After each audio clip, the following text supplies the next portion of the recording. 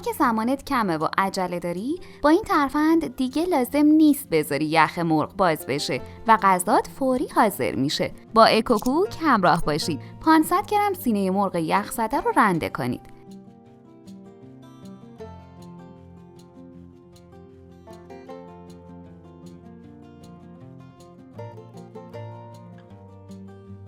یک عدد پیاز خرد شده، 2 عدد تخم مرغ،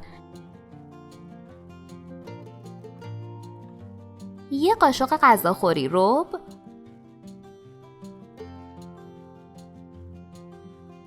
نمک و فلفل سیاه. مخلوط کنید.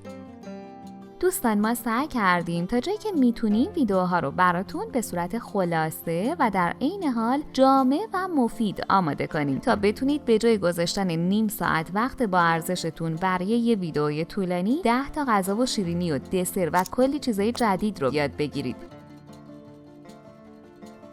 داخل تابه روغن بریزید.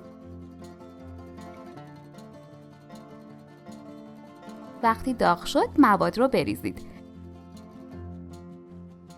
اگه میخوای اولین نفری باشی که به محض آپلود آموزش جدید ویدیومون رو ببینی، دکمه سابسکرایب و زنگوله کنارش رو حتما بزن. در تابه رو ببندید تا مغز پخت بشه.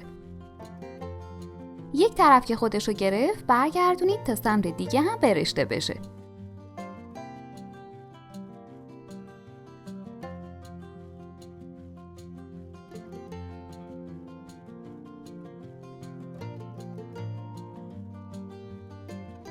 با سبزی سرو کنید که واقعا اشتها برانگیزه. نوش جان.